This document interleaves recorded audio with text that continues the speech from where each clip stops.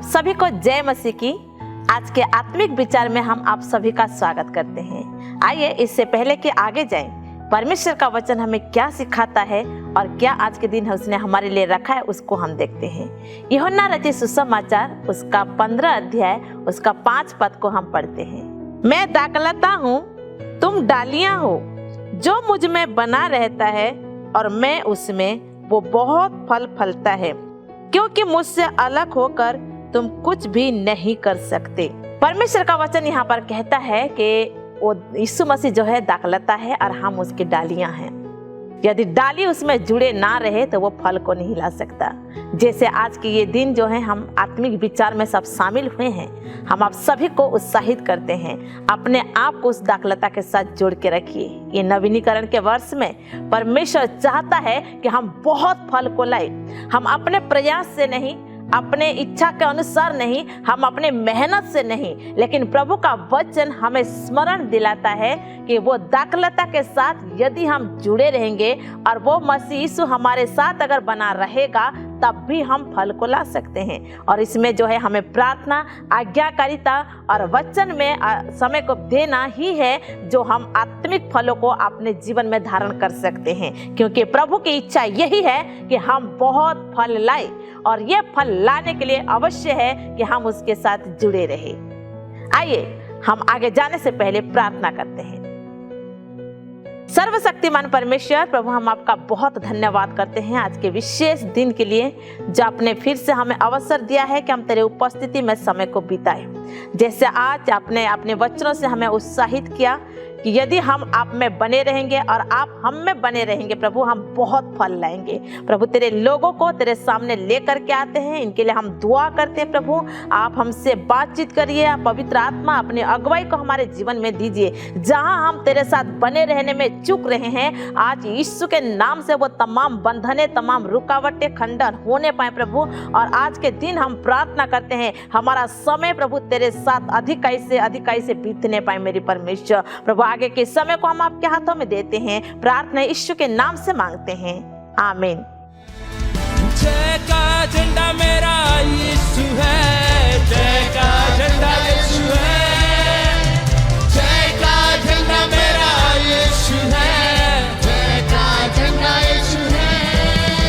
ओ यरीहो की द्वार गिराने वाला, समुंदर को पार कराने वाला, यरीहो की द्वार गिराने वाला, समुंदर को पार कराने वाला। जय का झंडा मेरा वही है, जय का झंडा वही है। जय का झंडा मेरा यीशु है, जय का झंडा यीशु है। यहोवा जो मिस्र छुड़ाने वाला, जंगल में मार्ग को बनाने वाला, यहोवा जो मिस्र छुड़ाने वाला, जंगल में मार्ग को बनाने वाला। जय का झंडा मेरा वही है, जय का झंडा वही है। जय का झंडा मेरा यीशु है, जय का झंडा यीशु है। जय का झंडा मेरा वही है, जय का झंडा वही है। जय का झंडा मेरा यीशु है, जय का झंडा यीशु है। अग्नि की भट्टी से बचाने वाला, सिंह को मुंह को बंद करने वाला, अग्नि की भट्टी से बचाने वाला, सिंह को मुंह को बंद करने वाला। जय का झंडा मेरा यीशु है, जय का झंडा यीशु है। जय का झंडा मेरा वही है, जय का झंडा वही है। यह समय है इस सप्ताह के लिए सूचनाओं को सुनने का। इस सप्ताह के लिए सूचना इस प्रकार से हैं। आइए हम सूचनाओं को सुने। हर रविवार को फरीदाबाद के अलग अलग क्षेत्र में ग्रेस कलीसिया की आराधना सभा होती है। मैं आप सबको उत्साहित करना चाहूंगा, यदि आप इन क्षेत्रों में पाए जाते हैं और प्रभु पर विश्वास करते हैं, आप अवश्य किसी एक कलीसिया का हिस्सा बने और प्रभु को महिमा दें। परमेश्वर आपके जीवन में आशीष को दे। मैं एस्तर लकड़ा और मैं इवेन लकड़ा हम दोनों मिलकर ग्रेस चर्च धीरज नगर में सेवकाई करते हैं। मैं अरुण। मैं बसंती। हम ग्रेस चर्च रामनगर में सेवकाई करते हैं। मेरा नाम जॉनसन मसीह है। मेरा नाम नीलम मसीह है। हम दोनों मिलके ग्रेस चर्च सूरजकुंड में सेवा करते हैं। मैं जीवनदीप। मैं पुष्पा। हम दोनों मिलकर ग्रेस चर्च निमका में सेवा करते हैं। मेरा नाम शाहरुख है और मैं पास्टर जीवनदीप के साथ मिलके ग्रेस चर्च नीमका में सेवकाई करता हूँ। मैं अखिल। मैं अनुपमा जॉय। हम दोनों मिलकर ग्रेस चर्च भरत कॉलोनी में सेवा करते हैं। मेरा नाम अश्मिता साहा और मेरा नाम आदित्य साहा है और हम दोनों मिलकर ग्रेस चर्च 21D और गदाखोर में सेवा करते हैं। अंग्रेजी की आराधना सभा सुबह 10 बजे सेक्टर 21C में होती है। हर शुक्रवार को शाम 6:30 बजे हमारी मुख्य कलीसिया भवन 21C में प्रार्थना और आराधना सभा होती है। मैं आपको उत्साहित करना चाहूंगा, आप इस प्रार्थना और आराधना सभा में शामिल हों। यदि आप व्यक्तिगत रूप से आराधना सभा में शामिल होने में असमर्थ हैं, मैं आपको उत्साहित करना चाहूंगा कि आप ऑनलाइन के माध्यम से इस प्रार्थना और आराधना सभा में संगति कर सकते हैं और अपने जीवन में प्रभु की आशीषों को आप पा सकते हैं। ये सभा YouTube और Facebook के माध्यम से होती है। हर रविवार को ग्रेस कलीसिया की ओर से YouTube के माध्यम से 11 बजे आत्मिक विचार प्रस्तुत किया जाता है। यदि आप कलीसिया जाने में असमर्थ हैं, मैं आपको उत्साहित करूंगा, इस आत्मिक विचार के सहभागी बने और प्रभु की आशीषों को अपने जीवन में अवश्य प्राप्त करें। प्रतिदिन पाशवानों का दल और प्रार्थना का दल आप सबके लिए मिलकर प्रार्थना करते हैं। यदि आपके पास किसी भी प्रकार का प्रार्थना निवेदन है, मैं आपको उत्साहित करना चाहूंगा, आप इसी समय अपने प्रार्थना निवेदन को लिखें और अपने पाशवान को या व्हाट्सएप के माध्यम से हमें भेजें। आज के लिए इतना ही। अधिक जानकारी के लिए अपने क्षेत्रीय पासवान से आप संपर्क करें।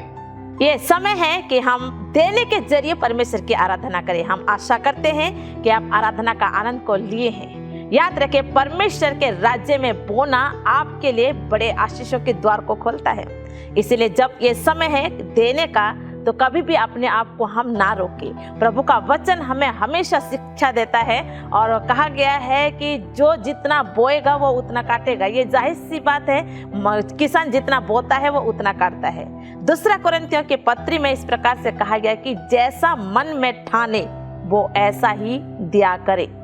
आपके और मेरे मन में आज क्या है वो परमेश्वर जानता है और हम परमेश्वर के उस प्रेम और उस अनुग्रह को कितना हद तक हम समझते हैं, इसी से पता चलता कि हमारी उदारता प्रभु के प्रति, क्योंकि परमेश्वर हमें देना सिखाता है और वो उसके स्वभाव है।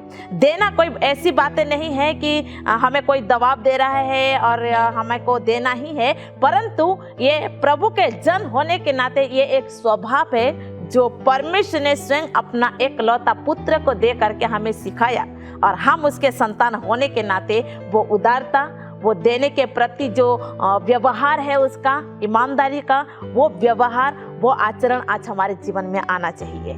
जैसे हम दे रहे हैं, आइए हम अपने हृदय को खोलें, हर एक कठोरता को, हर एक ऐसे खिंचावपन को हम अपने अंदर से दूर कर कहे कि प्रभु आज मेरा हृदय देने में कभी कुंठाबोध ना करे, परंतु मैं बेहतरीन भेंट को आपके राज्य में बोऊं, क्योंकि आप बोएंगे और काटेंगे। आइए हम प्रार्थना करते हैं। अनुग्रहकारी दयालु परमेश्वर, प्रभु हम आपका बहुत धन्यवाद करते हैं जो प्रतिदिन आप हमारे आवश्यकताओं को पूरा करते हैं, क्योंकि आपने वायदा किया है प्रभु, आप हमारा यहोवा ईरे परमेश्वर है जो हर एक जरूरतों को पूरा करते हैं। और आज जैसे हमें मौका मिला है कि हम आपके राज्य में बोए, प्रभु हम कभी भी अपने हृदय को बंद ना रखें, अपने हृदय को कठोर ना करें, पर आप हमें से हर एक हृदय को तैयार करें कि बेहतरीन भेंट को हम आपके राज्य में बोने पाएं और हमारे बोने के कारण आपके राज्य की बढ़ोतरी होने पाए, आपको महिमा मिल सके प्रभु। यदि प्रभु हमारे हृदय में आज भी परमेश्वर दुष्ट ने उस बीज को बोया कि हमारे बोने से कोई लाभ नहीं है, परंतु आपका वचन हमें स्मरण दिलाता है कि हम बोएंगे तो एक बड़ी और एक अद्भुत कटनी को हम काटने पाएंगे। आज तेरे लोग जैसे इस समय तैयार हो रहे हैं, आप इनके हृदय से बातचीत कीजिए, आप उनके हृदय को तैयार करें ताकि बेहतरीन भेंट को आज आपके राज्य के लिए ये बोने पाए प्रभु, वो बीज बोए और ये बड़ी कठिनाई को काटने पाए। धन्यवाद करते हैं परमेश्वर आपके अनुग्रह के लिए। प्रार्थना यीशु के नाम से मांगते हैं, आमीन। आप अपने भेंट और दशमांश को ऑनलाइन के माध्यम से दे सकते हैं, जैसे कि फोन पे, गूगल पे, पेटीएम, क्यूआर कोड को स्कैन करके, और आप बैंक ट्रांसफर के माध्यम से भी अपने भेंट और दशमांश को दे सकते हैं। ये समय है प्रभु के वचनों को सुनने का, और जैसा कि हम जानते हैं कि ये नवीनीकरण का वर्ष है, हम प्रभु का धन्यवाद करते हैं ऐसे समय के लिए, ऐसे अवसर के लिए जो वो हमें देता है, ताकि हम प्रभु के वचनों को समझ सकें, सीख सकें। आइए मेरे साथ निकालेंगे रोमियो की पत्री, उसका 12 अध्याय वचन 2। रोमियो की पत्री 12 अध्याय वचन 2। और इस संसार के सदृश ना बनो, परंतु तुम्हारी बुद्धि के नए हो जाने से तुम्हारा चाल चलन भी बदलता जाए, जिससे तुम परमेश्वर की भली और भावती और सिद्ध इच्छा अनुभव के साथ मालूम करते रहो। यहाँ प्रभु का वचन मुझे और आपको उत्साहित करता है कि हमारे मन के नए हो जाने के कारण हमारा चाल चलन भी बदलता जाए। आज मैं आपको उत्साहित करना चाहूँगा कि इस वर्ष में हमारे मन के नए हो जाने के कारण हमारा चाल चलन भी बदलता चला जाए। हमारे सोच विचार, हमारे जीवन के व्यवहार, हमारी बातें बदलती चली जानी चाहिए। जैसे प्रभु का वचन कहता है कि तुम्हारे मन के नए हो जाने के कारण।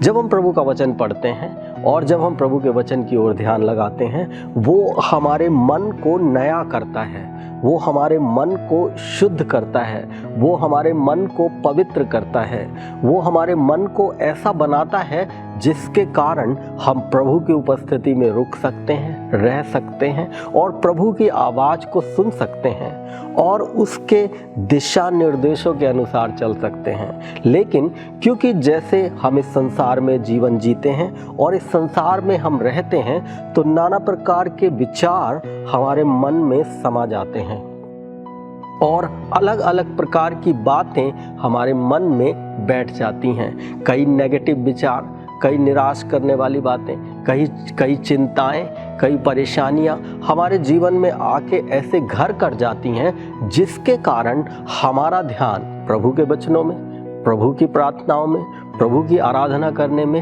हम नहीं लगा पाते हैं और जिसके कारण हम प्रभु से वो मार्गदर्शन नहीं प्राप्त कर पाते जो प्रभु हमारे जीवन में हमें देता है। इसीलिए मैं आपको उत्साहित करना चाहूँगा कि प्रभु का वचन हमें कहता है कि हमारे मन के नए हो जाने के कारण तुम्हारा चाल चलन भी बदलता चला जाए। मैं आपको उत्साहित करूँगा, प्रभु के वचनों को पढ़ें, उसको मनन करें, उसे अपने जीवन में बसने दें और जब भी कोई चिंता, फिक्र, नेगेटिव विचार, निराशा, हताशा आपके जीवन पे हावी होती है, उस समय प्रभु के वचनों को पढ़ें और प्रभु की वचनों की घोषणा करें अपने जीवन में, प्रभु के वचनों को बोलें अपने जीवन में। और जब आप ऐसा करेंगे, आप एक नई ऊर्जा, एक नई सामर्थ, एक नई शक्ति को प्रभु से प्राप्त करेंगे। क्योंकि जब हम प्रभु के वचनों पर ध्यान लगाते हैं, प्रभु की गाइडेंस, प्रभु की आत्मा की उपस्थिति, प्रभु का मार्गदर्शन हमारे जीवन पे आता है। क्योंकि प्रभु का वचन कहता है कि तुम रात दिन इसमें ध्यान किए रहना और ऐसा करने से तुम्हारे सब काम सफल होंगे।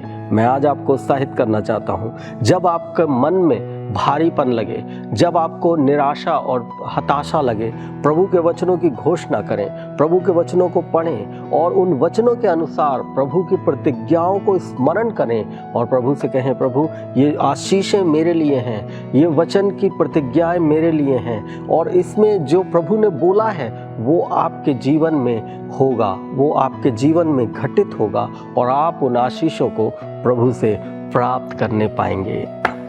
प्रभु का वचन हमें उत्साहित करता है कि हम प्रभु के वचन में बने रहें, क्योंकि बाइबल कहती है जो प्रभु की व्यवस्था से प्रेम रखता है वो उस वृक्ष के समान है जो बहती हुई नाली के किनारे लगाया गया मैं आपको उत्साहित करूंगा कि आप प्रभु के वचन पे ध्यान दें और तब आप उस वृक्ष के समान होंगे जो प्रभु की उपस्थिति में लगाया गया है, जो बहती हुई नाली के किनारे लगाया गया है। और आप आशीषों को अपने जीवन में देखेंगे, आप भरपूरी को अपने जीवन में देखेंगे।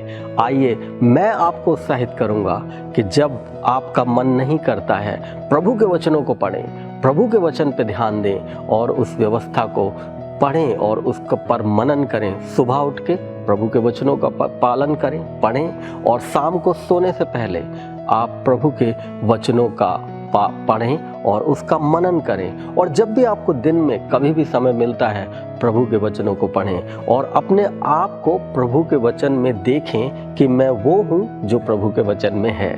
मैं आशा करता हूँ इस वचन के द्वारा आप आशीषित हुए होंगे। आइए हम आपके लिए प्रार्थना करते हैं। प्रभु जी, हम आपका धन्यवाद करते हैं जितने भी लोग हमें ऑनलाइन के माध्यम से देख रहे हैं प्रभु, उन सभी को तेरे हाथों में सौंपते हैं प्रभु। हमारी प्रार्थना है प्रभु, हर एक के हृदय से बात कर इस वचन के द्वारा, ताकि प्रभु वो तेरे वचनों को अपने जीवन में पहला स्थान देने पाएँ प्रभु, और उस वचन पर मनन करें, उसे पढ़ें और उसका अध्ययन करें और उसमें जीने पाएँ। धन्यवाद करते हैं प्रभु, हर एक को आशीष कर प्रभु जी। जो भी लोग हैं प्रभु, यदि कोई बीमार है, तेरी चंगाई की घोषणा तेरे वचनों के अनुसार उनके जीवन में करते हैं प्रभु जी। यदि कोई परेशानी में है, चिंता में है प्रभु, तेरे छुटकारे की घोषणा उनके जीवन में करते हैं। हर एक को तेरे पवित्र लहू में ढांपते हैं प्रभु, ने आशीष कर और आगे बढ़ा। सारी प्रार्थना विनती को हम यीशु मसीह के सामर्थी नाम से मांगते हैं, आमीन आमीन।